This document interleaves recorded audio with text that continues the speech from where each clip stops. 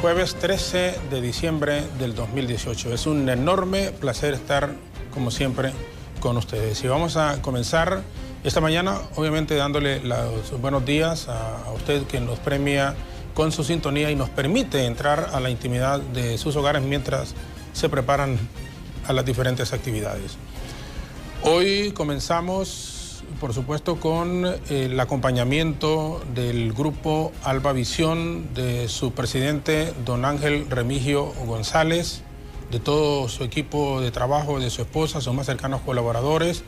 Los que estamos acá en el grupo de Alba Visión, BTV, todos sus canales de televisión y de radio, patentizamos la solidaridad y muestras de pesar a la familia de don José Rafael Ferrari Sagastume, quien falleció ayer alrededor de las 4:30 de la tarde aproximadamente, cuando se trasladaba de Tegucigalpa a Miami, Estados Unidos. A sus hermanas, a doña Marcela, a doña Dina, a sus hijas, a Yanina y a Pía, a sus yernos, a Julio y a Sebastián, a toda la familia de Televicentro, de Emisoras Unidas, del Club Deportivo Olimpia y de la Teletón, que fueron obviamente sus grandes amores. Y en son de broma lo decía, bueno, si con alguien me celaba Rosina, los que tuvimos el privilegio y el honor de conocerle y de tratarle en algún momento, decía, me cela con el Olimpia, me cela con el mismo Televicentro y me cela con Teletón, porque les dedicaba muchísimo tiempo, eran, aparte de doña Rosina, sus grandes amores. En lo personal, aparte obviamente de el acompañamiento, de pesar del grupo, como dije al comienzo, Alba Visión, en lo personal tuve el privilegio de tratarlo más de cerca desde 1999. Cuando digo más de cerca, porque mi llegada a trabajar acá a Tegucigalpa fue en noviembre de 1982 a HRN en Deportes. Pero indudablemente que uno no tiene acceso en esos momentos más que encontrarlo en el pasillo de repente y así, pero ya tratarlo y tener esa comunicación un poco cercana fue desde 1999 a la fecha. Y digo a la fecha porque tuvimos en la Teletón el fin de semana, aunque su salud ya estaba quebrantada. Fuimos por 16 años dirigentes del Club Deportivo Olimpia. Solo cuando ascendió nuestro querido Social Sol, le solicité en Junta Directiva un permiso para retirarme del Olimpia y apoyando al equipo de mi querido pueblo.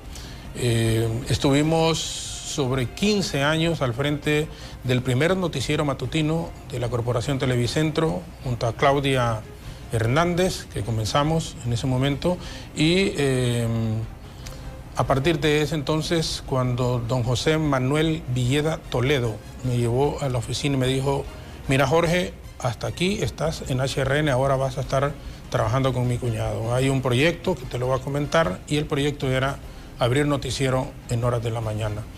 Y luego, como dicen, esa historia, formando parte de la institución del Club Deportivo Olimpia y participando en todas las teletones. Recuerdo que hace 2 años, mi mamá murió un 8 de diciembre, hace 2 años, y estaba la Teletón, indudablemente no participamos, pero sí queremos patentizar una vez más a sus hermanas, a sus hijas, a sus yernos, a Sebastián y al doctor, a Julito, a toda la familia, una vez más nuestra solidaridad, nuestro acompañamiento espiritual y personal, que lo haremos hoy con nuestra esposa y con nuestros hijos, porque hoy por la tarde llegan los restos del licenciado Ferrari.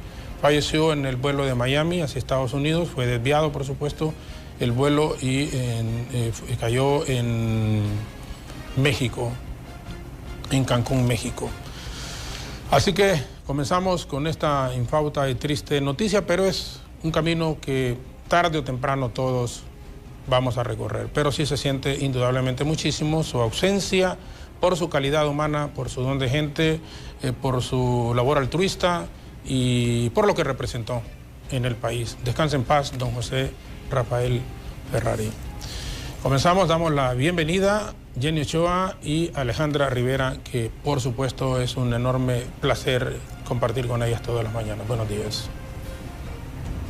Claro que sí, muy buenos días Jorge Zelaya y a toda la población hondureña. Nosotros también nos unimos a las condolencias.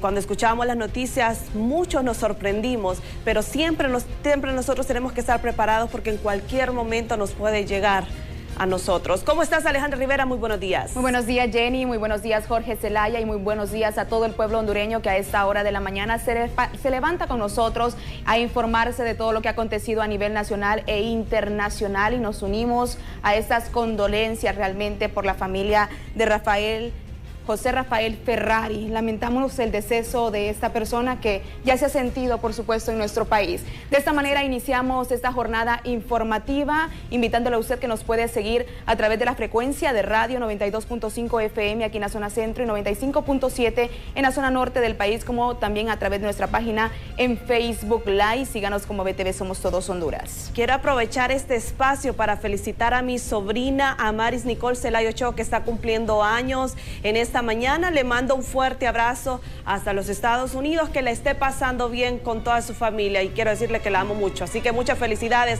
a mi querida sobrina que hoy amaneció de manteles largos y es un placer para mí poder tenerla como sobrina, ¿verdad? ¿Cuántos añitos cumple? 22 años. 22 años, ya está grandecita. Le enviamos felicidades para ella. Continuamos, Alejandra. Así es, y le enviamos un saludo muy especial. Jorge Zelaya, con usted.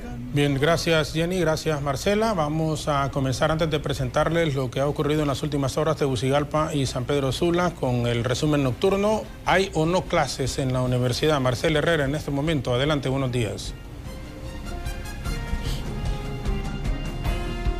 Buenos días, licenciado Jorge Zelaya en estudios principales y compañeras. Así es, ya hoy se reanudan las clases en la máxima casa de estudios.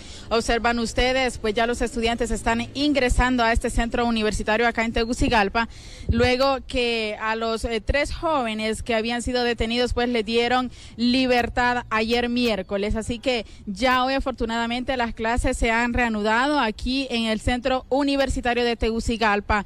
Recordemos que ya están por finalizar, a solo semanas de terminar su periodo académico, así es que esperamos que terminen sin ningún problema ya estos últimos días los jóvenes y no haya otro percance que lleve a la toma de las instalaciones de la Universidad Nacional Autónoma de Honduras. Recordemos que los implicados en este caso fueron Carlos Eduardo Hernández, Misael Martínez Flores y Rolando Melgen Sorto, los 3 jóvenes que habían sido supuestos acusados de la quema de las 3 unidades de bus Rapidito. Por lo tanto, los demás compañeros que decidieron tomarse la universidad lo hicieron en apoyo para estos 3 jóvenes. Sin embargo, ya hoy actividades normales se observan aquí en la Universidad Nacional Autónoma de Honduras. Vamos a tratar de conversar con algunos jóvenes que vienen.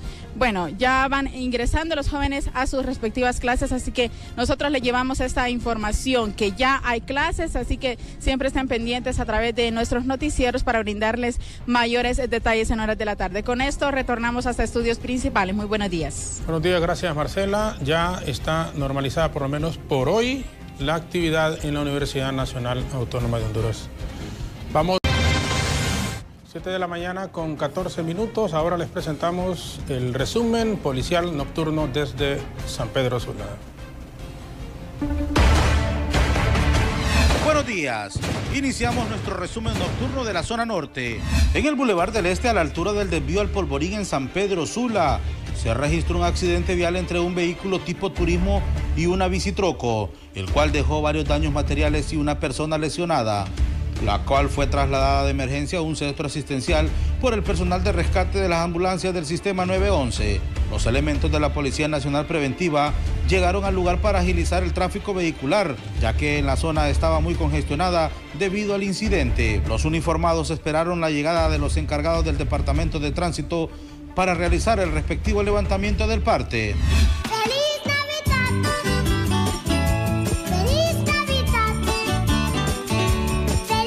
Limeños siguen divirtiéndose a lo grande y en familia en estas fiestas de Navidad. Esta vez lo hicieron con los alumnos de instituciones educativas bilingües de la zona, que deleitaron con sus bailes y coreografías alusivas a la Navidad. Es muy bonito todo lo que han organizado. Sí, es bonito ver desfilar a los niños y disfrazados de Navidad, ¿verdad? Muy bonito todo, las bandas también.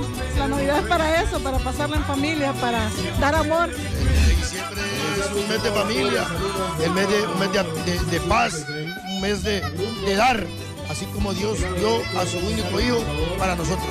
Estoy muy contento, alegre, que la Lima tiene un aniversario que es lo más mejor que hay en la Lima. ¡Feliz Navidad!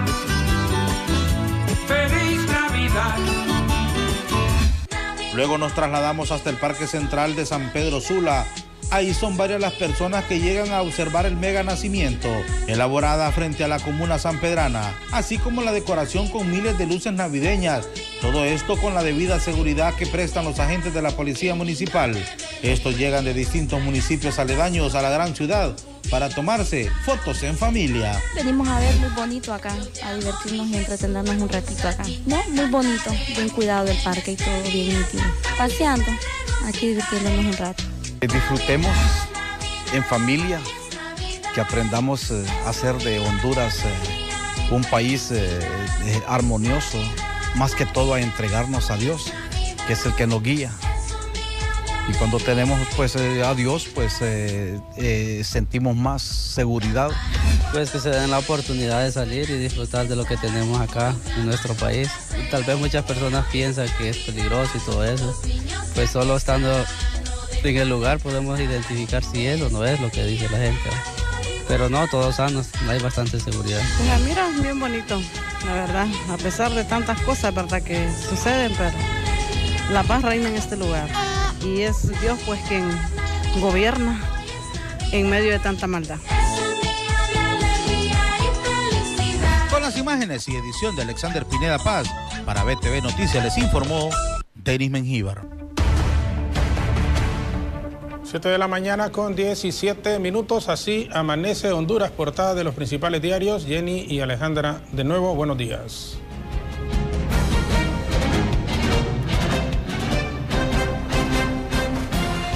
Así es, licenciado Jorge Zelaya, en nuestra sección Así amanece Honduras damos lectura a las portadas de los periódicos que circulan a nivel nacional.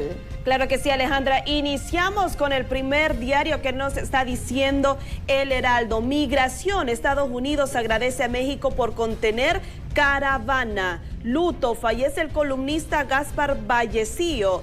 Y en otros temas, tribunales ya están libres implicados en caso Collier. Y el titular principal: fallece el empresario, dirigente deportivo y altruista José Rafael Ferrari Sagastume a los 84 años. Rafael Ferrari, 1934-2018, comunicador, hombre de familia, dirigente deportivo y filántropo. Eso nos está diciendo Diario El Heraldo. Rápidamente damos lectura a Diario El País, que nos dice en su portada principal esta mañana de jueves, con la lamentable noticia del fallecimiento del empresario José Rafael Ferrari. Muere Rafael Ferrari. También nos dice, exdiputado Nájera orquestó asesinato del zar antidrogas. El Progreso cae en 2 de la MS-13 por extorsión. Esto nos dice Diario El País. Continuamos y vemos que nos está diciendo en esta mañana del jueves la prensa en su titular principal. Adiós, don Rafael Ferrari. Un infarto lo sorprendió cuando viajaba de Tegucigalpa a la ciudad de Miami. Falleció a los 84 años. Ferrari deja 2 grandes legados: un Olimpia, Rey de Copas, y la Teletón, su herencia a Honduras.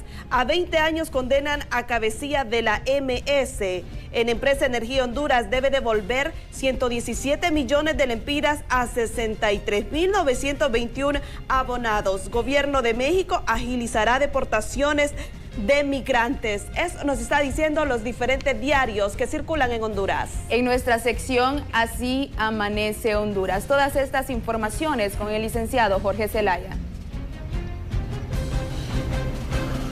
Bien, gracias Jenny, gracias Alejandra, con las portadas de los principales diarios de nuestro país. Vamos a la primera pausa, quédese con nosotros, volvemos en un instante.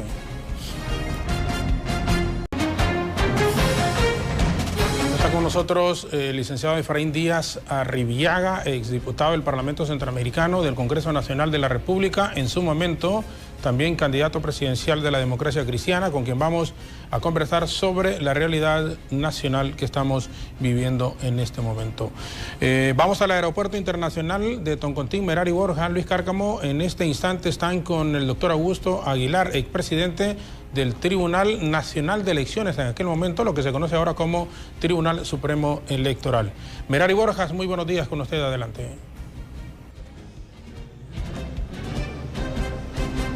Muy buenos días, licenciado Zelaya, televidentes de BTV Noticias. Así es, a las 7:25 de la mañana me acompaña el exmagistrado Augusto Aguilar. Vamos a conversar con usted, don Augusto, acerca de esta serie de recomendaciones que hizo la OEA para hacer las reformas electorales en el país. ¿Realmente usted como experto están adecuadas a las necesidades que tiene un proceso electoral en Honduras para que sea más transparente sobre todo? Sí, de acuerdo a lo que hemos leído en los medios y escuchado, la propuesta que ha hecho la OEA es congruente con las mismas peticiones, sugerencias que se han realizado a nivel nacional, tanto en un proyecto que presentó el Tribunal Supremo Electoral, en un proyecto que presentamos los expresidentes y que fue entregado a la misma comisión, más las sugerencias que de diferentes sectores se han hecho por los mismos diputados o por las organizaciones tales como algunas ONG que han estado haciendo esas propuestas, y ellos han hecho acopio de todas esas sugerencias y los han presentado en el nuevo documento. ¿Podrían estar listas estas reformas electorales para que se lleve a cabo un nuevo proceso electoral en Honduras? Me parece que estamos en tiempo, porque lo urgente son las reformas constitucionales que se necesitan hacerlas previamente para poder reformar la ley electoral. Por ejemplo, lo de la segunda vuelta y lo de la integración del Tribunal Supremo Electoral y la cuestión de la reelección. Entonces, esos tres aspectos necesitan reforma constitucional y deben realizarse antes del 20 de enero para que puedan ser ratificadas en el 2019. Estas tres recomendaciones que está haciendo usted son las mismas con las que coincide con la propuesta de la OEA, las más urgentes que necesita el país. No, no necesariamente. Creo que ellos, algunas de esas no las han propuesto, pero sí previamente, durante todo el tiempo postelectoral y antes, en las elecciones anteriores, lo hizo la Unión Europea y la misma OEA, de tal manera que son vigentes porque ellos han insistido en que en Honduras debe existir la segunda vuelta y que debe normalizarse la cuestión de la reelección, que estamos en una situación confusa con un presidente electo, dicen de manera material. Lo que están diciendo es que es ilegal. En el fondo es lo que se ha dicho, y eso lo entiendo que lo están diciendo en el documento. Muchísimas gracias a don Augusto Aguilar, quien nos ha brindado este análisis acerca de las propuestas que ha hecho la OEA en cuanto a las reformas electorales que es necesario que se hagan en el país. Con este informe yo voy a regresar a estudio con mi compañera Jenny Ochoa, que les tiene más información acerca de la mejor ruta.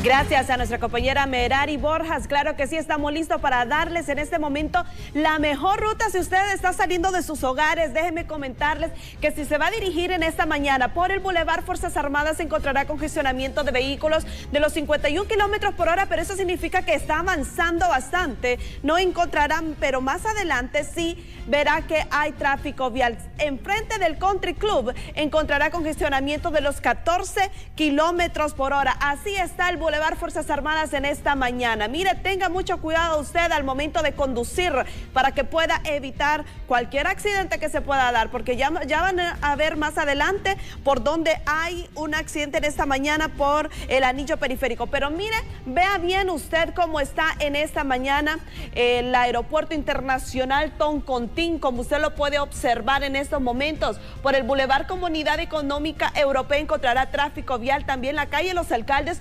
7 kilómetros por hora. ¿Qué nos están diciendo nuestros Wazer en esta mañana? Que en esta zona el tráfico está denso, de los 6.8 kilómetros por hora. Así está el congestionamiento de vehículos en este momento con la mejor ruta. Nos vamos a movilizar para el anillo periférico, 13 kilómetros por hora en estos momentos. Mire cómo está por la colonia Satélite. Para todas las personas que vienen de la zona sur de nuestro país, encontrarán que en el anillo periférico hay tráfico vial en estos momentos. Mire cómo está a esta hora de la mañana, 13 kilómetros por hora, y por el Luarque miramos que hay bastante alertas y prácticamente el tráfico está detenido. ¿Qué nos dicen? Tráfico denso de los 5.7 kilómetros por hora. Así está en la colonia Luarque. Los cambios de velocidad son de los 6 a los 5 kilómetros por hora. Así está el congestionamiento de vehículos en los diferentes puntos de la ciudad capital de nuestro país. En este momento nos vamos a enlazar con nuestra compañera Marcela Herrera, que está también en el anillo periférico a inmediaciones de la residencial La Cañada. ¿Cómo está el congestionamiento vial en estos momentos, Marcela? Vamos con usted. Muchísimas gracias, Jenny Ochoa. Por supuesto, nos ubicamos esta mañana cuando son las 7:30, justo aquí en el anillo periférico, donde ya se observa pues bastante congestionamiento vial este jueves 13 de diciembre. Queremos decirle a todas las personas que están pendientes de BTV Noticias a través de sus televisores o a través de la 92.5 que en esta zona pues hay tráfico lento a esta hora de la mañana, así que procure salir con antelación para sus lugares de trabajo o también de estudio. Recordemos que ya se reanudaron las clases en la Universidad Nacional Autónoma de Honduras, por lo tanto, muchas personas ya se están desplazando por esta zona. Todos los que vienen desde la zona norte, de Luarque, de todas estas zonas, pues están transitando aquí por el anillo periférico.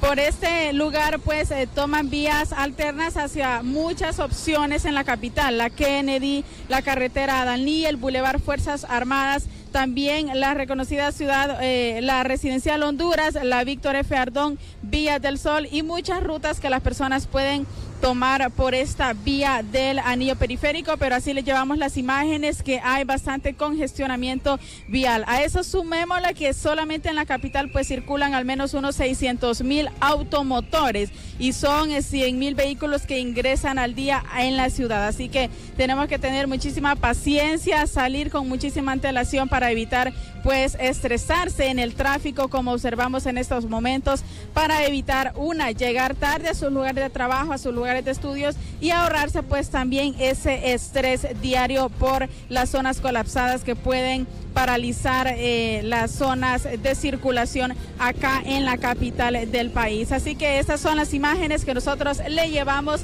en la mejor ruta a través de BTV Noticias. Nos despedimos y regresamos hasta los estudios principales. Muy buenos días. Buenos días, gracias Marcela, la mejor ruta, gracias Jenny y también a Merari desde el aeropuerto de Toncontín. Antes de la pausa y tener ya a nuestro invitado, les ofrecemos a continuación un rápido resumen de noticias.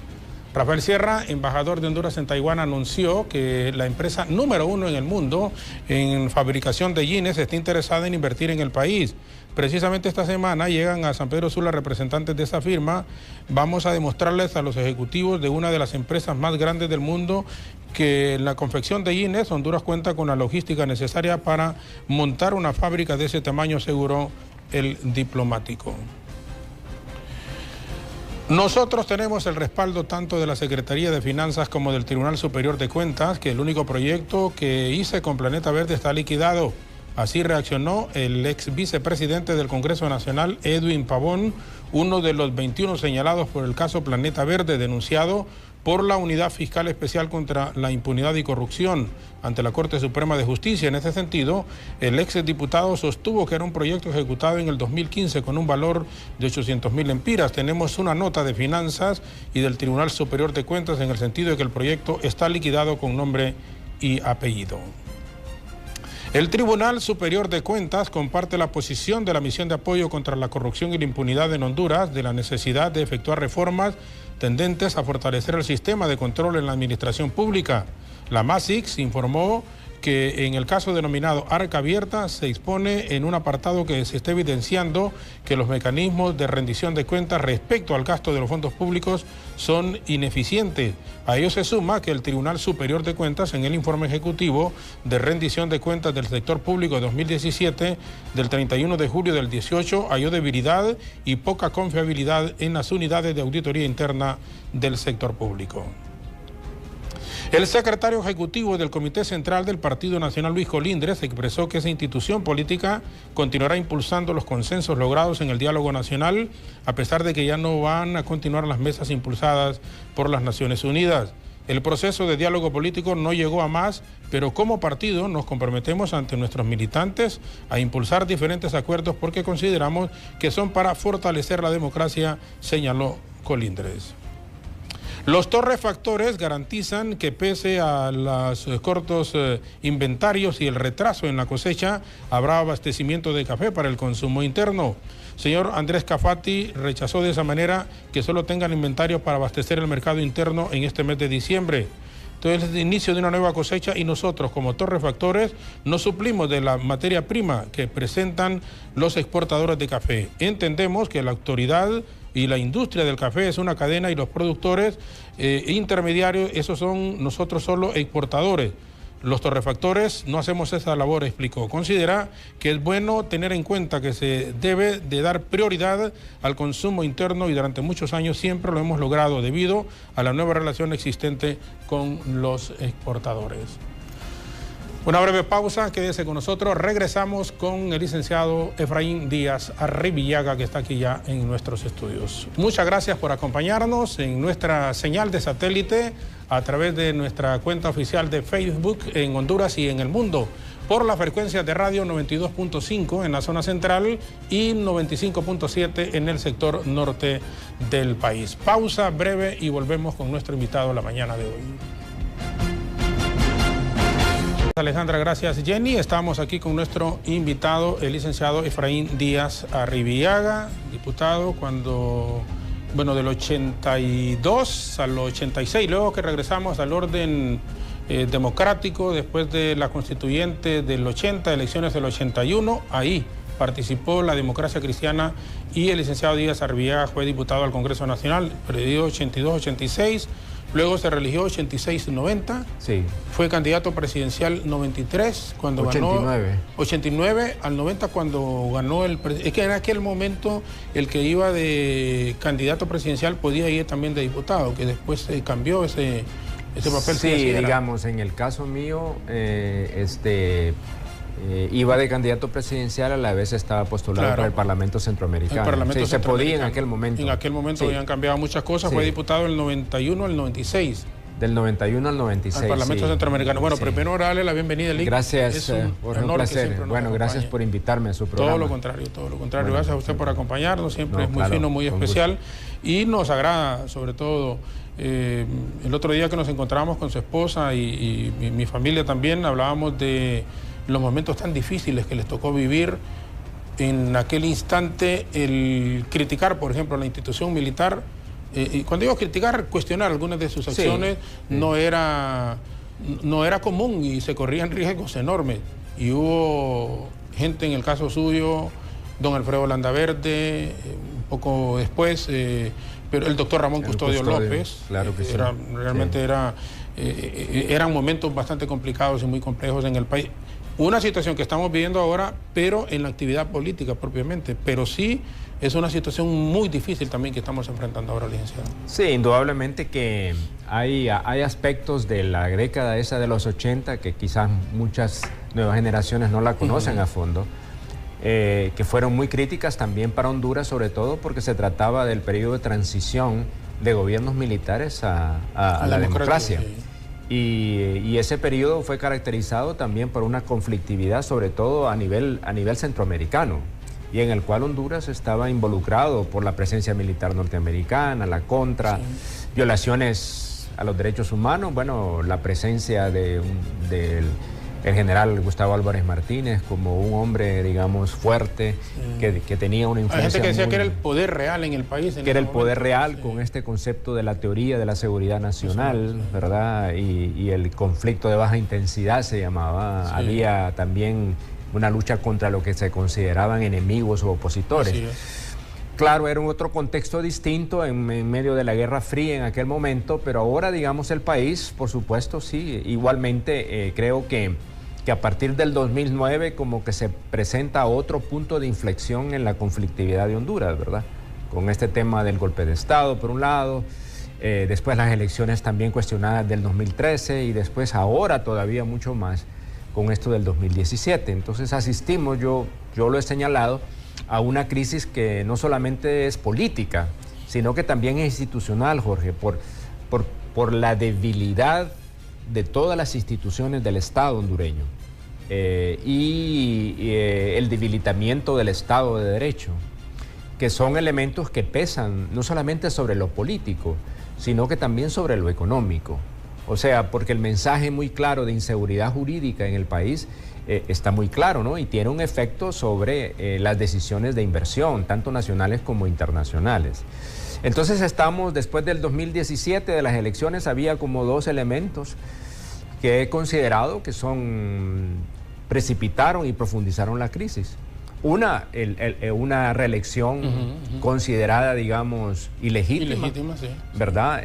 Con una decisión de la Sala Constitucional que no modificaba la Constitución de la República. Eso solo permitía hablar de la reelección que era exactamente, el 239, pero la Constitución del país quedaba intacta, o sea, pues que el tema ese estaba fuera de consideración, pero se fue a un proceso inédito en ese sentido, que por primera vez un presidente de la transición a la democracia, digamos en el 82, estaba buscando la reelección. Y esos temas de reelección han sido persistentes, digamos, en el país. Pero nunca se había materializado. Es decir, nunca se había materializado. El que estuvo más cerca fue el presidente Zelaya, pero se le dio el mismo día que iba a hacer la consulta el golpe de Estado. Hay gente que dice, bueno, pero si no se le hubiese dado el golpe de Estado, el hombre consume con su... Pero eso es utópico, es decir, como pudo haberse dado, pudo que no, porque nunca se materializó, pues. O sea, él no siguió, al final él no siguió, y este presidente sí, pues. Claro, este se logró por una vía que a todas luces no es legal, ¿verdad? Sin embargo, se hizo, ¿verdad? Entonces, eso es lo que le decía a usted, que me parece que es necesario reconstruir en el país. El Estado de Derecho, el respeto a la ley, la independencia de los poderes del Estado como base fundamental de pesos y contrapesos, digamos, en la democracia. Entonces, estamos frente a una situación que no ha sido resuelta. Y después se planteó el tema del diálogo como una especie de salida, digamos, a la crisis política. Pero, sin embargo, después de casi un año después de las elecciones, no se han logrado los acuerdos fundamentales y la situación para mí sigue exactamente en el mismo punto. Es decir, con los temas no resueltos, los temas fundamentales. Se puede argumentar, ¿verdad?, de que han habido consensos en las mesas, pero lo toral no. No, exactamente, y eso es precisamente la causa de la crisis. Indudable, y entonces si no resolvemos eso o no nos ponemos de acuerdo en relación con eso, entonces el país va a continuar en la incertidumbre, en la zozobra, en un panorama que no luce, desde mi punto de vista, nada favorable para la nación. O sea, yo digo, aquí no es que uno gane, otro gane, sino que es el país el que tiene que ganar, o el país es el que pierde. El país que no debería de perder, en eso, o sea, significa ganar, pero al margen de que llegaron a cientos y tantos acuerdos, bueno, pero ninguno es tan significativo en decir no se ponen de acuerdo en reelección presidencial, continua, alterna o algo, porque, y aquí yo digo, al margen de que fue ilegal, pero ya hay un hecho consumado. El hombre es presidente y va a seguir siendo presidente. Yo sé que hay gente que no le gusta cuando uno indica esto, pero no podemos estar en las calles, yo les digo así, y ahí la gente envía sus mensajes y dice, no, es que ustedes también están apoyando al dictador, ustedes están... No, mire, en mi concepto ya es un hecho consumado. Incluso lo dijo aunque él tenga control, hablo del presidente de la República, sobre la Corte Suprema, sobre la Sala de lo Constitucional en aquel momento, sobre el Tribunal Supremo Electoral, el hecho es que estos fueron los que le habilitaron y le permitieron, con la complicidad de los mismos partidos políticos, pues, que ellos pudieron haberse inscrito también diciendo, bueno, pero es ilegal la candidatura del actual presidente. Si él continúa, nosotros no participamos. Hubiese sido un panorama totalmente diferente, probablemente, ¿no? Bueno, pero lo avalaron. Ya a estas alturas como que no sabemos, ¿verdad? Pero lo único que le quiero señalar de que el hecho de que él que los partidos se hayan presentado y él se haya presentado, no de ninguna manera ni legitima ni hace legal, digamos, su elección. Sí. ¿Verdad? Eso creo que hay que dejarlo claro, porque se ha utilizado mucho ese argumento de que por el hecho de que todos los partidos fueron a las elecciones, que por eso ya eso está por dado. No me parece que eso es correcto. Pero no andar en la calle, a eso me refiero permanentemente, porque mire... Bueno, sí. Es decir, perdón. Sí. Bueno, el invitado... No, pero no, adelante. Pero yo quiero llegar a esto, mire, la gente está sufriendo. Y eso es lo que al final a mí me lleva. La gente no tiene trabajo, en su gran mayoría. Por mucho que diga el ministro de Trabajo que han mejorado, no es cierto que se ha mejorado. Sí, tenemos, seguro, de acuerdo con el Instituto Nacional de Estadística, 2,5 millones de hondureños están con problemas de empleo. Claro. ¿Verdad? Correcto. Desempleados, está usted hablando de que el desempleo representa más o menos 300,000 personas. El 7.4 según las últimas cifras del INE, que son cifras oficiales, como desempleo, pero hay otras personas con empleos precarios, o sea, que no trabajan totalmente, o si trabajan como a medio tiempo, como dicen, y no reciben, no tienen un salario de acuerdo con ni siquiera a veces salario mínimo o en condiciones mínimas de un salario, de lo que podríamos llamar un trabajo decente. Entonces, 2,5 millones de hondureños con problemas de empleo, de una población económicamente activa casi más o menos de unos 4 millones. Bueno, y sumado a ello, si paralizamos la economía, la actividad, si nos tomamos, por ejemplo, las calles, si hacemos los relajos permanentes que se dan en la universidad, al final ¿a quién se perjudica? No es al presidente, se perjudica al más pobre. Y ese es el problema donde uno quiere llegar, porque cuando hay a los negocios, por ejemplo, que quiebran vidrios, que hacen, esa gente tiene seguros. Y el seguro, ellos recuperan su parte de su inversión. Ajá, pero ¿qué pasa con los empleados? Si los empleados que con suerte ganan el salario mínimo, y con suerte el salario mínimo, entonces esta gente queda desprotegida, muchísimo más de la que está en este instante. Entonces, no sé si puede sonar, licenciado, disculpe, como muy... Y no es conformismo de mi parte, no, aceptando también que hay dificultades, que hay problemas que tienen que cambiar y que, insisto, no fue legal, obviamente, la reelección. No fue legal y no debe haber sido. Sí, por eso creo que un tema fundamental que tiene que definirse de una vez por todas, y lo he dicho una y otra vez, es el tema de la reelección. Porque pretender de que usted solo va a regular la reelección, me parece que es inaceptable. O sea, eso no puede ser, porque no puede usted reglamentar algo que es ilegal. ¿Verdad? Entonces, eso está en el tapete y esa es la causa principal de la crisis que vive el país. ¿Por qué hay sectores que exigen la salida del presidente? Porque él es una de las causas principales de la crisis, ¿verdad? Claro, ahora, si usted va a continuar gobernando como ha gobernado los últimos 5 años, entonces, ¿cuál es el cambio? O sea, el país requiere un cambio de rumbo, un cambio totalmente de rumbo, ya usted lo dijo. Controla la Corte, controla el Congreso, el Tribunal Superior Electoral, el Tribunal Superior de Cuentas está debilitado. Las Fuerzas Armadas. Toda la institucionalidad. Entonces, esa articulación de todos los poderes del Estado para concentrar el control en una persona, en el Ejecutivo, con una gran discrecionalidad, inclusive en el uso de los recursos, entonces estamos frente a una situación que me parece a mí tiende a debilitar el proceso de democratización del país, una tendencia autoritaria, ¿verdad? Que uno la plantea y luce que es así. Entonces, yo digo, eso es lo que hay que cambiar. Por eso, en esta etapa, yo he señalado, Jorge, que es necesario un acuerdo político. Porque ¿cuál es el problema de ese diálogo que se dio? Y nosotros lo señalamos desde un comienzo. Usted me preguntaba antes del programa, lo de la Junta de Convocantes. Bueno, nosotros siempre señalamos con bastante propiedad que el camino no era fácil, ¿verdad? Pero que era necesario que fueran los principales actores políticos los que participaran en el diálogo. Pero ¿qué es lo que usted vio a lo largo de ese diálogo? Es decir, no porque yo tenga nada en contra de que hayan delegado en otras personas que tienen la capacidad y seguramente la experiencia. Pero si los principales actores políticos no estaban ahí, entonces, claro, los resultados no va a ser posible, ¿verdad? Y entonces a estas alturas estamos casi en el mismo punto. Y no podemos aceptar, y también lo señalábamos desde un inicio, de que para que el diálogo fuera eficaz, para que el diálogo fuera realmente una manera de poder cambiar el país, era de que significaba no la continuidad de lo mismo, sino que un camino, el inicio de un camino diferente. Inclusive, Jorge, yo he señalado también esto y lo vuelvo a insistir y a insistir. El país requiere un reencuentro.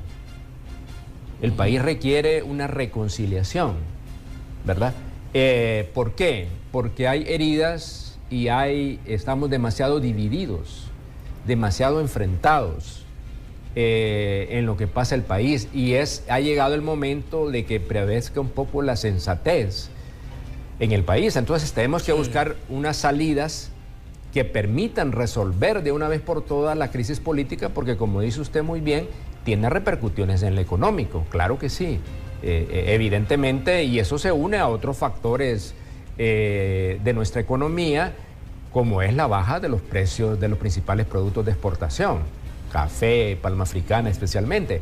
Entonces, eso está teniendo una repercusión también en la economía, pero también el hecho de que hay demasiada incertidumbre de qué es lo que va a pasar.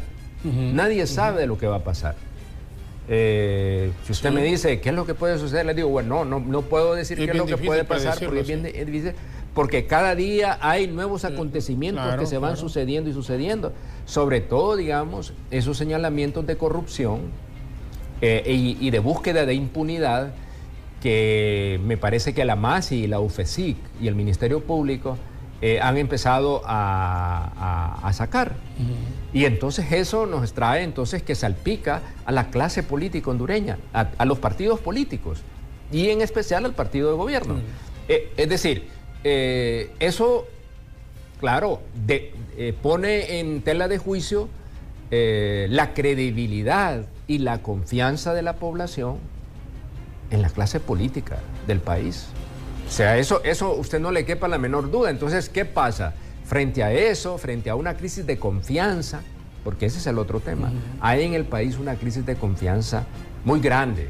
¿Por qué? Porque hemos estado asistiendo a tantas cosas que ya la gente un poco pierde la confianza. Entonces yo digo, tenemos que recobrar la confianza para que el país pueda entrar en otro camino. Yo sé que estas cosas, plantearlas, a veces son fáciles, las salidas son las que no son fáciles. Correcto. Sí. Porque requiere, como digo yo, madurez política, requiere seriedad, requiere sensatez y anteponer cualquier intereses particulares o de grupo a los intereses de la nación. Pero el gran problema de las actuales dirigencias de los partidos políticos y también, digamos, de quienes rigen el país es que han puesto sus intereses encima de los intereses nacionales. Y cuando usted hablaba, licenciado, de reconciliación es muy importante porque, mire, un seguidor de Libre no puede ver ni en pintura, como dicen, a un cachureco. No, claro. Y viceversa. Un cachureco mira uno de Libre y las redes sociales es un vivo ejemplo. Sí. Sube algo, uno del Partido Nacional, empiezan y agarran al presidente, que eso es corrupto. Y si es el de Libre, entonces vienen los cachurecos y responden. Es muy importante lo que usted apuntaba en cuanto a la reconciliación. Pero tiene que comenzar aquí con los actores principales, digo, los líderes, el presidente Hernández, el expresidente Mel Zelaya, porque ellos, bueno, el mismo ingeniero Salvador Narrala, que es una figura, nadie puede desconocerlo, con posibilidades enormes de ser presidente de la República. Por supuesto que sí. Claro. Entonces, el ingeniero Luis Zelaya. El ingeniero Luis Zelaya. Presidente del Partido Liberal. Es correcto. Tienen, y yo me atrevo, se lo digo me atrevo a asegurar que ahí va a estar el próximo presidente de la República. Luis Zelaya, Salvador Narrala, Mel Zelaya si participa, es decir, digo si participa, si él quiere, porque ya que está habilitado para participar, está habilitado el hombre. Entonces, salvo alguna situación, yo no creo, si usted me pregunta ahorita, que el Partido Nacional vaya a ganar un proceso de elecciones, pero ahorita. Bueno, sí, yo digo, Jorge, que con todos estos señalamientos de corrupción, incluyendo mucho al Partido Nacional, para mí es un llamado de atención a los miembros del Partido Nacional, del Partido Liberal y de otros partidos, de que es necesario renovar esos partidos. El surgimiento de unos nuevos liderazgos que permitan, digamos, la conducción diferente de esos partidos. Ya para mí, toda esta gente que de alguna manera u otra han sido señalados, ya sea que al final se demuestre que que fueron inocentes o no, bueno, pero bueno, ese es un proceso que tiene que venir. Pero ya de por sí, ya uno puede ver de que ha habido un manejo de los recursos públicos que corresponde a señalábamos ayer en un foro en el CEDO sobre el tema de la corrupción y los sistemas de blindaje frente a la corrupción.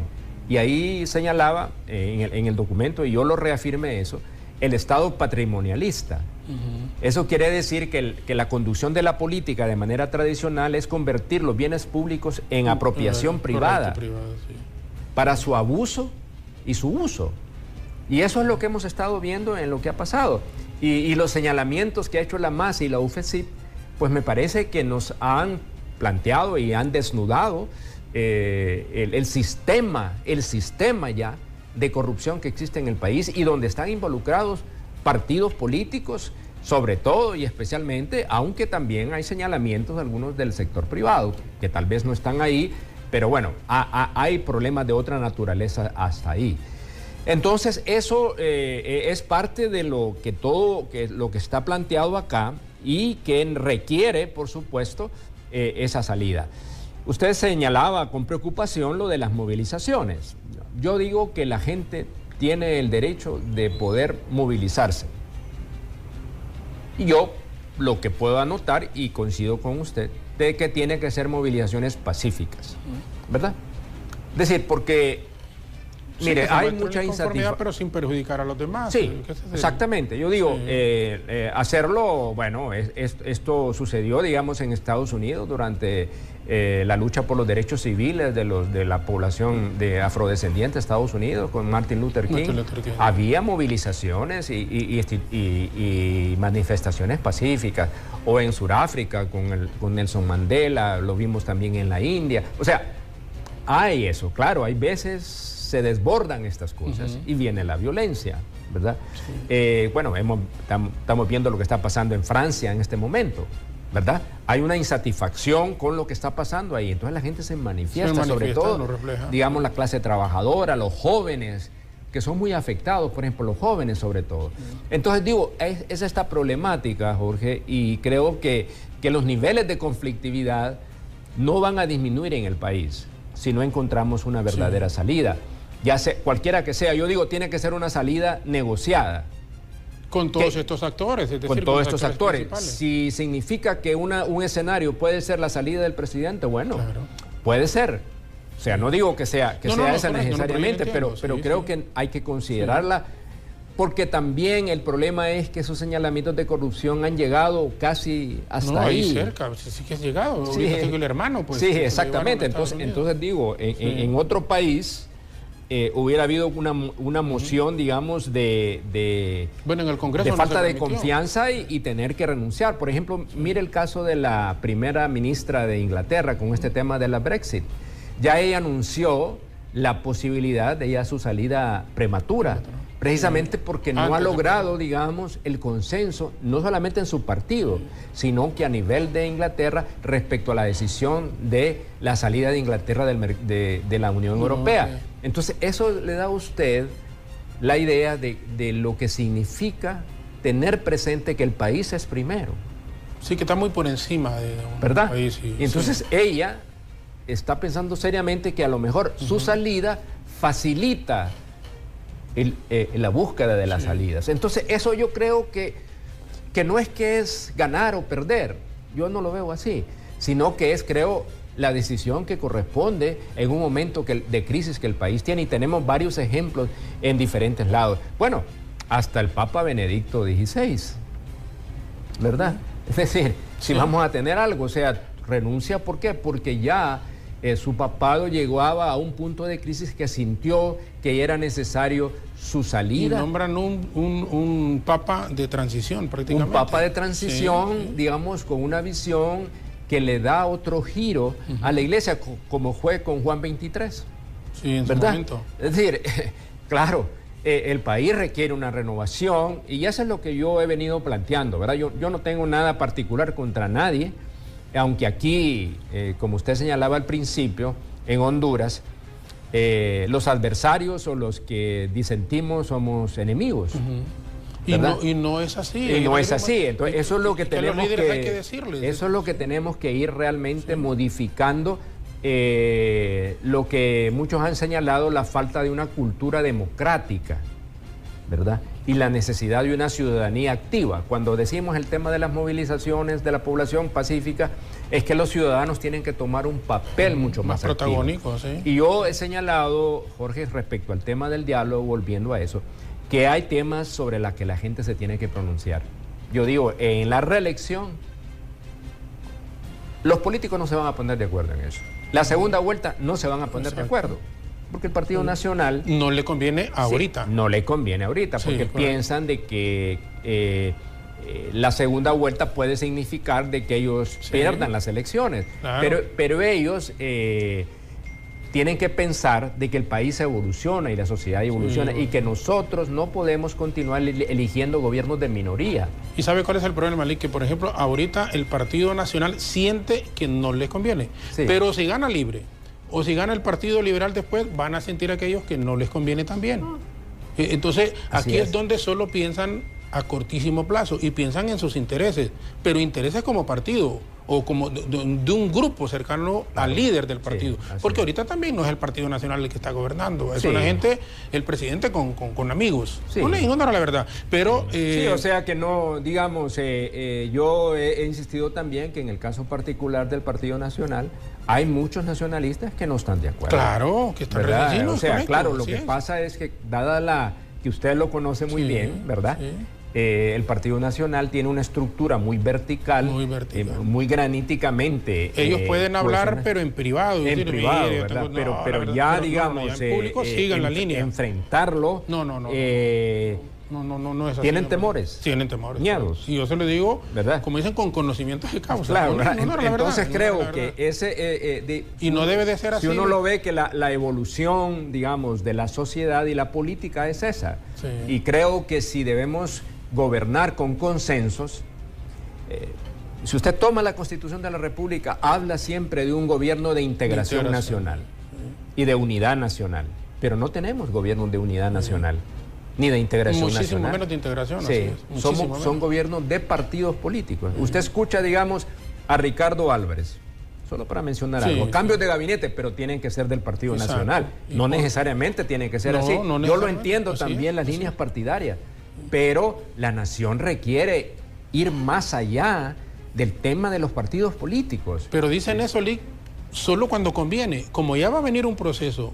de elección interna en donde van a buscar candidaturas. Entonces dice, quiero quedar bien con mi partido diciéndoles que sea los nuevos cambios de los ministros, por ejemplo. Que sean ministros del Partido Nacional. ¿Y por qué no dicen cuándo arrancan la misma administración? Claro, así es. Dicen, no, presidente, y le envío un mensaje. Y sobre todo, digamos, si yo estoy en una posición de vicepresidente del país, ¿verdad? Sí. O sea, alguna influencia de tener, o a lo mejor no tengo ninguna, ¿verdad? Bueno, digo pero si yo, no tiene, puede ser. No, pero y si no la tiene también hay que decirlo. Bueno, miren, yo estoy aquí, pero casi estoy pintado. Claro. ¿No? Y honestamente, y también zafarse, ¿va? Porque uno debe, mire, si hay algo, y por eso lo respeto muchísimo, muchísimo, muchísimo, es que uno debe de heredarle a su familia, a sus hijos, la dignidad. O sea, cuando el ser humano pierde la dignidad, para mí perdió todo. Uno puede ser pobre, uno puede tener dificultades, que tiene que estar trabajando para sobrevivir. Pero cuando ya uno lo pisotea, cuando ya solo, mira, vení, tenés que decir esto, mira, vení, tenés que hacer esto. Entonces, yo creo que hasta para la misma familia de uno es indignante, y yo creo que ahí sí uno ya no debe, en mi concepto, puede ser que esté equivocado, lo insisto, pero el respeto uno jamás debe de perderlo y todos somos iguales ante los ojos de Dios. Sí, no, eso yo comparto plenamente. Miren, tanto mi madre como mi padre creo que fue una de las herencias que me dejaron, ¿verdad? Sí. El hecho de que debo actuar apegado a valores, a principios, con una ética también, ¿verdad? Y creo, yo decía ayer en este evento, Jorge, que una nación que no valora la honestidad está propenso a la corrupción, ¿verdad? Cuando no hay la consideración de una ética pública, porque todo eso que usted ve de apropiación indebida de recursos de diputados y líderes políticos y eso, ¿qué es eso? La falta de valores, ¿verdad? Y la falta de una ética. Si usted es un funcionario público, es un diputado, tiene que actuar conforme a eso, ¿no? Que le permita entonces poder establecer las fronteras entre lo que son sus intereses y los intereses que nos corresponden a todos en función de un bien común. Entonces, eso yo creo que es importante y yo creo que Honduras tiene que de alguna manera... Yo siempre he dicho que aunque pareciera ser el país de la desesperanza, todavía hay esperanza. Hay esperanza, hay posibilidades. Yo digo que los caminos no están cerrados, siempre puede haber una luz en el camino. Yo no pierdo la esperanza. No sé si lo voy a ver, ¿verdad? Claro, es decir, claro. yo así me pero pongo, quedan ¿verdad? los hijos y los nietos, los hijos de así los como hijos, decía, ¿no? yo siempre traigo aquello de Martin Luther King que decía, ¿verdad? He visto, dice él, la tierra prometida, ¿verdad? O sea, me imagino que la visión... Puede ser que yo no llegue allá, él. Pero correcto, sí. Pero mi pueblo sí lo va a llegar. Pueblo sí va a llegar. Es lo mismo lo puedo decir yo, digamos, en el caso de Honduras, ¿verdad? Sí. Yo no dejo de pensar de que Honduras tendrá un futuro mejor. Yo creo que quizás nos merecemos. Cuando, como dicen, es bien utópico, es bien difícil, pero eso es lo difícil, saber en cuándo, en qué momento, cómo, quiénes lo van a impulsar. Yo digo que los jóvenes son los que tienen que tomar los relevos generacionales necesarios, pero sobre todo jóvenes renovados, ¿verdad? Porque la renovación, solo por ser joven... Y eso le iba a decir, el joven no solo implica en la edad, sí, es correcto, sino porque hay gente que probablemente tenga muchísimo más años y no haya participado, porque se ha querido mantener al margen, dice no, realmente... Bueno, pero tiene que entrar, y ese es joven. Sí, aún a pesar de los años, es un joven sobre todo digo, joven de ideas. De ideas, renovado, con un pensamiento moderno, progresista, que impulsen los cambios que Honduras y el país necesita en el contexto actual del país, pero también en el ámbito internacional, con todas las tendencias a nivel mundial que nos estamos dando. Entonces, ¿cuál es el futuro de Honduras? Inmerso también en el mundo, a pesar de que somos un país pequeño, con grandes debilidades y vulnerabilidades, no podemos desconocer que estamos insertos en un mundo que cambia aceleradamente y que nosotros no nos podemos quedar atrás. Yo le agradezco muchísimo el que nos haya acompañado. Le deseo que pase una feliz Navidad. Bueno, igual para usted, igual para todos los hondureños. Yo quería aprovechar este espacio también, Jorgito, para decirle a los hondureños que no debemos perder la esperanza, aunque a ratos pudiéramos perderlas y sentirnos, bueno, esto no hay camino. Pero como dice ya el poeta, ¿verdad? Antonio Machado, ¿verdad? Caminante, no hay camino, se hace camino al andar. Y bueno, y también aprovechar, pues, para expresar, pues, nuestras condolencias a la familia de del señor Ferrari, de Rafael Ferrari, por su muerte, ¿verdad? Es una pérdida, indudablemente, a los medios de comunicación, digamos, importantes. Pero bueno, ese es el ciclo de la vida, ¿verdad? Y entonces yo creo que el ejemplo, como decía usted muy bien, debe servir entonces para que los que siguen puedan tomar nuevamente y que superen esto, ¿no? Y eso es que creo yo que es el camino a seguir. Así es que le agradezco mucho esta oportunidad. Bueno, no había tenido la oportunidad nuevamente de estar con usted y le agradezco mucho haber podido compartir en este canal y con los televidentes. Todo lo contrario, y un buen amigo, Alden Cardona, que nos ha estado viendo siempre, nos recuerda, usted fue embajador de la ONU también y me había dicho, representando al país, y estuvo en Alemania de embajador también. También y todo. ¿Qué estamos hablando? Fue en el gobierno de don Porfirio Lobo Sosa. De don Porfirio Lobo Sosa, digamos, del 2010 al 2012 estuve en Alemania y después me trasladaron a Ginebra, Suiza, y estuve en el Consejo de Derechos Humanos. En Ginebra, en la ONU. Así es que Y fíjese que una iniciativa que tuve, que desafortunadamente no la continuaron, era para que Honduras aspirara a ser miembro permanente en el Consejo de Derechos Humanos. Que nunca lo ha sido. Sí, sí. Es un cargo, digamos, provisional, pero la importancia de estar en ese foro, desde el punto de vista de Honduras, me pareció muy importante. Pero bueno, fue una grata experiencia en un momento difícil para Honduras, si usted lo conoce, el aislamiento internacional que teníamos. Y bueno, pensaron en ese momento que yo podía, en Alemania, por algunas afinidades también políticas con el gobierno de la señora Merkel, porque bueno, usted sabe que es un gobierno de la CDU, de la democracia cristiana alemana, que yo podía, digamos, de alguna manera impulsar pues, los intereses de la nación, que son ante todo los que nos debe guiar. Gracias. De nuevo. Muy amable. Gracias. Muchas gracias. Buen día y felicidades para usted y su familia y todo el equipo de ICATV. Igualmente, el licenciado Efraín Díaz Arribillaga nos ha acompañado esta mañana en la conversación que habitualmente tenemos en el noticiero. Jenny. Bien, gracias Jenny, gracias Alejandra. En este momento vamos a retomar los contactos con nuestros compañeros en unidades móviles en San Pedro Sula. Mayeli Ramírez y don Rigoberto Escobar están con representantes de médicos que siguen sin atender prácticamente a los pacientes en el Mario Rivas. Y es que no les han pagado. Bueno, ¿cómo van a pasar una feliz Navidad esta gente sin recibir sus salarios? Igual como ocurre en muchísimas instituciones del Estado. Vamos, Mayeli, en San Pedro Sula. En este momento, adelante, buenos días.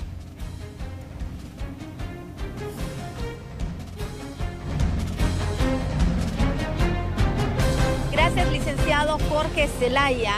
Nuevamente se transforma en crisis en el sector salud, ya que los médicos internos nuevamente siguen en protesta, pero este día nos topamos con la sorpresa de que los médicos en servicio social van a paro de labores. Pero iniciamos aquí con Génesis Bustillo. Ella es médico interno y nos va a explicar acerca de toda esta problemática. ¿Ya han recibido ustedes respuesta de las autoridades? Bueno, como conocen ya la problemática, nosotros estamos en asambleas informativas desde el día lunes. Esto se ha prolongado debido a que las respuestas han sido casi nulas o escasas. Hasta ayer se recibió una carta del decano de la universidad diciendo que probablemente nos van a solucionar mañana viernes, pero nosotros hasta no ver efectivo el pago, vamos a seguir con asambleas informativas. ¿Las salas de crisis no las han abandonado? No, nosotros estamos haciendo guardias de 24 horas cubriendo las emergencias. De no darles pronta respuesta, ¿qué acciones estarían tomando? Bueno, de no darnos pronta respuesta, vamos a ver qué se va a hacer, ya que ellos están incumpliendo el convenio que nosotros firmamos, así que ya hay que buscar maneras legales de cómo interpretar esto, y también es algo que nos afecta a todos, porque las generaciones que van a entrar también les va a afectar, las personas que acaban de firmar este convenio en noviembre les va a afectar, entonces tenemos que buscar algo, porque esto es algo que nos va a terminar afectando a todos cuando nosotros vayamos a servicio social. Bueno, este es de parte de los médicos internos. Pero ahora, ¿qué sucede de este lado? Gabriel Arita, cuéntenos, él es médico en servicio social, ¿cuál es la problemática y qué es lo que ustedes exigen este día? Bueno, buenos días a todo el auditorio, a todas las personas que nos miran. La problemática en sí es que nos llaman a una firma. Cuando vemos el contrato para firmar, vemos que se nos está violentando el convenio que se firmó el 2 de noviembre, el cual nos está afectando a 770 médicos en servicio social, porque en el convenio se firmó una cosa y en el contrato ya nos está violentando, como por ejemplo que la Secretaría de Salud tiene poder absoluto sobre nosotros cuando hay una comisión tripartita que ejerce sobre nosotros. Entonces, al ejercer sobre nosotros, la Secretaría de Salud quiere quitarle ese poder y solo ellos mandar sobre nosotros. Actualmente tenemos una problemática de que no se quiere respetar el adendum también, el adendum 3 que se hizo este año, y que al principio en el convenio decía que sí se iba a respetar y ahora en este momento dicen que no se quiere respetar. También se llama a firma solo a la UNA y a los de la ELAM, dejando por fuera a los médicos en servicio social de la UNICA, que también, como nosotros de la UNA, laboran en los centros de salud, tienen las mismas funciones y también nos estamos solidarizando con ellos debido a que estamos en igualdad de condiciones en el servicio social. ¿Todos los médicos en servicio social se van a paro? Estamos ahorita todos los médicos a nivel nacional que entramos la corte de noviembre del 2018 al 2019, estamos en paro, ya sea aquí y a todo nivel nacional, debido a que realmente a todos nos está afectando esta problemática y como dijo la compañera del internado, también les va a afectar a los futuros médicos en servicio social que vayan a entrar en las otras generaciones. ¿Pero ustedes siempre han abandonado todas las áreas o siempre dejan guardia? No, las áreas críticas, las emergencias se están trabajando y se están cubriendo con guardias, y hay alguien asignado también a cubrir durante la mañana antes de que nosotros lleguemos a la guardia, para así no dejar las áreas críticas, porque también reconocemos que en los hospitales son donde hay más áreas críticas y tenemos que cubrirlas y por el bien de la población también. Muchas gracias, Gabriel Arita, médico en servicio social, donde una vez más se agudiza esta problemática. Con este informe regreso con ustedes a Estudios Principales. Buenos días. Bien, gracias Mayela. En San Pedro Sula y a Rigoberto Escobar. En Tegucigalpa desconectamos nuestra señal del norte del país porque Luis Durón está con el reconocido dirigente sindical don Daniel Durón. Sobre esto del salario mínimo, aparentemente hoy se reanudan de nuevo las conversaciones. Adelante, buenos días.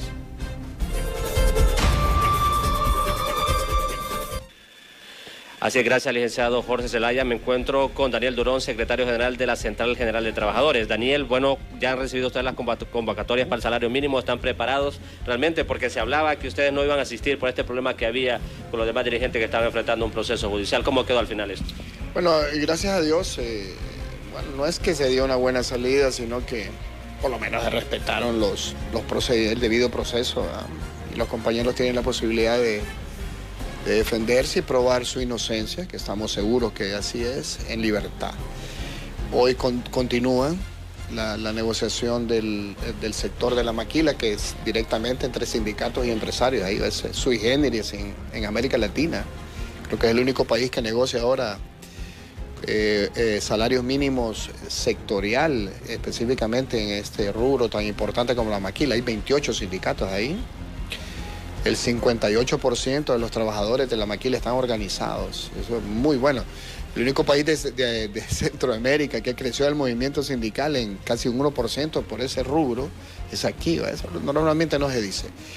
Y aspiramos a que hoy y mañana puedan llegar a un acuerdo. Hay propuestas, hay escenarios diferentes, pero como se hizo la vez pasada, pienso que va a haber un acuerdo concertado entre las partes. Y para que la próxima semana se empiece ya de lleno a negociar el resto del salario mínimo que involucra el sector gobierno y el resto del sector textil, para terminar antes del 20 de diciembre, diría yo, y no caer en esa vorágine que nos toma febrero, marzo de los siguientes años, y al final se termina negociando el retroactivo, perdiendo la aplicación retroactiva. Entendemos de que estos ajustes son ajustes, como la palabra lo dice, no equilibra en lo más mínimo la enorme diferencia que hay entre la canasta básica y el salario promedio de los trabajadores en Honduras. Algunos dicen, es cierto, es el segundo salario mínimo más alto de Centroamérica, después de Costa Rica, pero la canasta básica es una de las más caras de la región. Entonces, ojalá que haya acuerdo, son demostraciones de capacidad de entendimiento, no resuelve el problema. Nosotros hemos dicho de que se debiese crear una instancia que se llama superintendencia de precios, que nadie le toma consideración a eso, que en otros países ha dado resultados bastante positivos. No es posible, por ejemplo, que un supermercado, un cartón de huevos valga 90 lempiras y en otra valga 110. Lo mismo en las pulperías. Entonces, una superintendencia de precios como funcionó en Argentina, que vayan los consumidores, que vayan los productores y que vaya el gobierno, que pueda sustituir a esta Fiscalía del Consumidor y este ministerio que no hacen nada. Entonces, hay un abuso, hay una especulación abierta que hace que la persona inmediatamente después del pequeño ajuste que se le hace al salario mínimo ya esté doblado por la especulación. Entonces, ojalá que más que un salario mínimo también vayamos aprendiendo, tal vez no que el Estado intervenga, sino que regule, que fortalezca los Banasupro, por ejemplo, en vez de gastar en otras cosas que son superfluas, que no sirven para nada, que el gobierno compita, pues, con la especulación, pues fortaleciendo los Banasupre y otras cosas, y que se cumpla el salario mínimo, ¿verdad? Gracias, Daniel Durón, secretario general de la CGT. Ya lo han escuchado ustedes, pues se espera que para el término de esta semana se llegue a un acuerdo en el término de la negociación de la maquila y la próxima semana iniciar con la negociación del salario mínimo. Con esto retorno nuevamente al estudio. Bien, gracias. Adelante con ustedes. Muy buenos días, licenciado Jorge Zelaya. Son las 8 de la mañana con 39 minutos y por supuesto hoy Día Internacional del No Vidente. Nos ubicamos en Santa Lucía, acá junto a Arnold Vanegas, un joven pues que es muy talentoso, forma parte de este centro de asistencia para los no videntes en este lugar. Así es que nos va a contar un poco cómo se ha desarrollado su vida, ya que Arnold nos comentaba que él a eso de los 10 años aproximadamente pues perdió la visión. Muy buenos días, Arnold. Buenos días, licenciada. Un saludo a todos los televidentes que nos están viendo en este momento. Bienvenidos a Santa Lucía y bienvenidos al CAIPAP, el Centro Artesanal e Industrial para Personas Ciegas Adultas. Bueno, como usted bien lo mencionaba, yo soy una persona con discapacidad desde los 10 años aproximadamente. Perdí mi visión a causa de la retinitis pigmentosa, una enfermedad de tipo visual, ¿verdad? Y fue algo muy difícil realmente al principio adaptarme como una persona ciega. Fue gracias primeramente a Dios que me dio la fuerza para superarlo y asimilarlo, y a este maravilloso centro que se llama CAIPAP, que abrió sus puertas para recibirme, para tomarme de la mano cuando no podía dar ni siquiera un paso por mí mismo, y me enseñó a caminar, me preparó, me capacitó y me devolvió a la sociedad como un miembro activo para mi propio beneficio, y me volvió una persona independiente a pesar de mi discapacidad, gracias al CAIPAP. Bueno, quiero comentarles a nuestros televidentes, radioescuchas y compañeros en estudios que Arnold pues también se desarrolla como terapeuta acá en Santa Lucía y también pues en Tegucigalpa. Tiene, podríamos decir, Arnold, una pequeña microempresa familiar porque también junto a su esposa brindan masajes, sobre todo pues a los turistas que llegan acá a Santa Lucía. Es así, nosotros, la escuela nos capacita en 4 especialidades de masaje, las cuales aprendemos en 3 años con voluntarios japoneses. A los que nos están viendo y saben de masajes, creo que saben que los mejores del mundo son los japoneses en cuanto al masaje. Entonces ellos nos capacitaron, ellos nos enseñaron. Y nosotros le ayudamos en caso de que padezca problemas de estrés, problemas de circulación, dolores de espalda, cualquier tipo de dolor muscular. Nosotros somos expertos en tratar casos así, y tenemos un espacio en Tegucigalpa, en la colonia Torocagua, y aquí en Santa Lucía también tenemos atención especializada para ustedes. Les invitamos a que sigan nuestra página en Facebook. Aparecemos con masajes terapéuticos Manos Milagrosas, y si usted quiere venir a relajarse un fin de semana aquí a Santa Lucía o quiere buscarnos en Tegucigalpa, puede hacer su cita al 32 78 63 35 para que pueda darse un buen masaje relajante terapéutico. Bueno, muchísimas gracias a Arnold Vanegas. Ya escucharon ustedes, pues muy talentoso que se ha desarrollado pues en este centro de asistencia en Santa Lucía. Hoy Día Internacional del No Vidente, así como el CAIPAP, hay muchos centros a nivel nacional que le brindan pues apoyo y educación a estas personas. Así es que nosotros con esta información vamos a retornar hasta los estudios principales. Solo si nos repite por favor el número para la gente que quiera requerir de sus servicios para los masajes, nos decían aquí. A Arnold, si nos repite el número de teléfono. Por supuesto, Arnold nos repite el número telefónico para que las personas se comuniquen con ustedes y por supuesto la página en Facebook. Ok, el número de teléfono es 32 78 63 35 y nuestra página en Facebook es Masajes Terapéuticos Manos Milagrosas. Ese es nuestro nombre. Tenemos damas con nosotros por si algunas personas quieren que los atienda una dama, o generalmente atiendo yo también.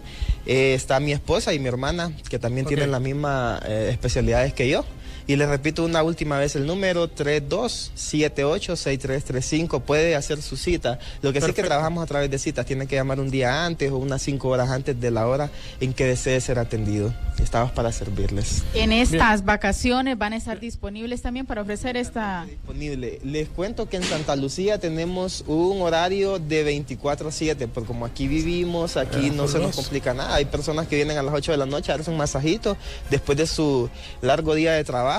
Vamos a estar completamente habilitados de lunes a domingo aquí en Santa Lucía. Y en Tegucigalpa en un horario de 8 de la mañana a 5 de la tarde, de lunes a viernes, y sábado de 8 a 12. Pero en Santa Lucía sí no tenemos límite de horarios ni por la mañana ni por la noche. Bien, muchísimas gracias a Arnold Vanegas por esta importante información, así que nosotros retornamos hasta los estudios principales. Muy buenos días. Bien, gracias Marcela, muchísimas gracias, y Arnold también. Son las 8 de la mañana, 44 minutos. Aprovechamos en este momento en Puerto Cortés, el abogado, nuestro hermano Ramón Rigoberto Zelaya, junto a mi cuñada Martina, a los sobrinos Germán y Fernando. Hoy está cumpliendo años mi hermano, el abogado Ramón Rigoberto, a quien le enviamos un fuerte abrazo, un saludo cordial, esperando que Dios los mantenga siempre unidos y les permita cumplir muchísimos años más y que continúe siendo como es. Vamos con Merari Borjas. En este momento está con Ismania Platero en el Aeropuerto Internacional de Toncontín. Bueno, yo creí que era broma al principio, cuando escuchaba ayer algunos medios locales decir que estaban pidiendo nuestros compatriotas $50,000 al presidente Donald Trump para regresar acá a Honduras. Si se venían, pues ya se los va a dar Donald Trump. Vamos con Ismania Platero en este momento, que se refiere a este tema. No podemos desconocer, eso sí, y siempre apoyamos la lucha de nuestros compatriotas que están en esta situación de querer llegar a Estados Unidos para ofrecerles mejores oportunidades de vida a sus seres queridos, a sus familiares más cercanos, a su esposa, a sus hijos, porque sí, realmente es desesperante la situación que se está viviendo acá. Pero de eso a que el gobierno de Estados Unidos les va a dar $50,000 porque se vengan, es una distancia enorme, porque uno no puede perder la realidad de la vida. Pero vamos con Merari en este momento. Adelante, buenos días.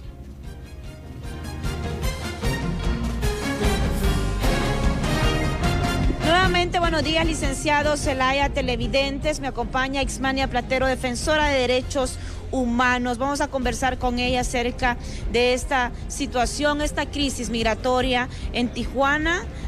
Ha circulado, ha trascendido que los migrantes están exigiendo $50,000 para regresar a Honduras. ¿Es esto una realidad y qué lo ha provocado?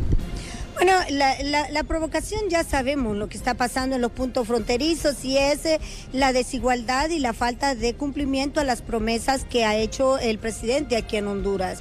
Hay una calamidad muy grande, no hay circulante en las calles, no hay empleo, no hay mejoras realmente para el hondureño y para su estatus económico aquí en este país, además de que hay un alto índice de impunidad y corrupción que no avecina que estos índices de violencia aminoren y mejoren las condiciones de vida de muchos hondureños, que eso es lo que están alegando en el punto fronterizo. Hay que ver bien claro que en los últimos días el gobierno de México ha dado 900 visas humanitarias a los migrantes, además de que casi 700 empresas mexicanas les han dado la oportunidad para trabajar en el territorio mexicano, incorporarse al sector laboral allá en México y poder mitigar un poco su problema. Son trabajos por horas, sí, y hay otros que están trabajando en diferentes lugares, otros andan en todo ese territorio consiguiendo la oportunidad de trabajar. Pero recordemos que son muchos los que están en ese sector. La caravana tiene tres puntos ahorita. Un grupo que fue trasladado al sector del Barrenal, donde es un club social muy grande, pero está muy alejado de la frontera, y donde estas personas están en una situación de calamidad bien grande. Pero ya el Consulado Móvil de Honduras les llevó algunos insumos para poder mitigar un tiempo la situación que están teniendo. El otro grupo, que es el que está integrado por peruanos que dirigen esta comisión, están también guatemaltecos, hondureños, nicaragüenses y salvadoreños. Ellos hicieron una lista que le llaman la lista de los migrantes para solicitar mediante listado y en orden a las autoridades de los Estados Unidos el asilo político. Esta lista de los migrantes tiene problema porque Estados Unidos solo puede atender en coordinación con las autoridades mexicanas un promedio de 47 personas, que son muy pocas para la gran cantidad de personas que están en el punto fronterizo y que van a pasar meses ahí en ese lugar. El día de ayer se hizo una manifestación frente al consulado de los Estados Unidos, donde ellos están pidiendo una remuneración, indemnización, le llaman ellos, encabezados por algunos grupos de derechos humanos de allá de México, por, dicen, algunos daños que han recibido, que es la violación al derecho humano de impedir el libre acceso al éxodo, el haber sido gaseados por las autoridades y el haber sido víctimas de xenofobia también durante un periodo muy grande.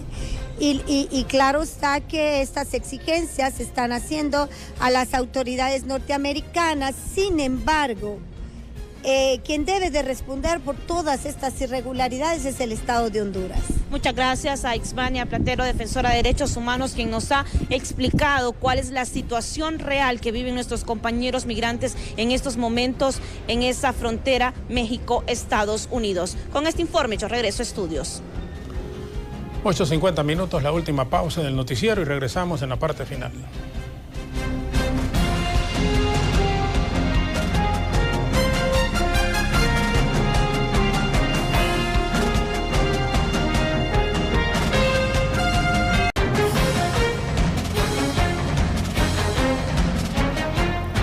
Continuamos con más en BTV Noticias. En este momento, Alejandra, vamos a hacer un contacto con los chicos de Café Caliente. Ahí se encuentra Carlos Salazar y nos va a comentar de todo lo que viene para este día y qué es lo que trae Café Caliente a todos los televidentes que se levantan tempranito para poder sintonizarlos. Carlos, con usted.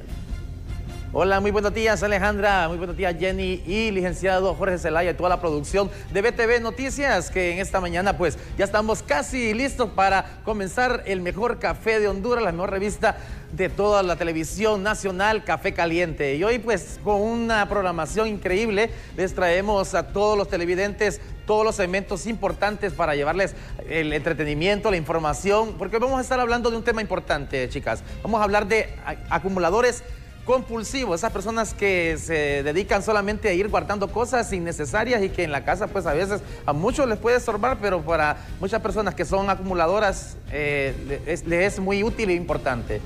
Las mamás son las que mayormente hacen eso. Y las abuelas. ¿verdad? Las abuelitas también les gusta. Que les toquen eso es un problema. Uy, sí. No, cuidadito me lo... Así decían. Yo soy de las personas que cuando yo miro algo ahí que me estorba, pues lo boto o algo y me dice, ¿qué me hiciste lo que tenía ahí? O sea que las madres siempre tienen y saben dónde ubican las cosas. Bueno, ese mensaje yo le voy a decir a mi esposa que lo vea hoy el programa. Que esté pendiente. Sí. Guarda muchas cosas, licenciado. Bastante.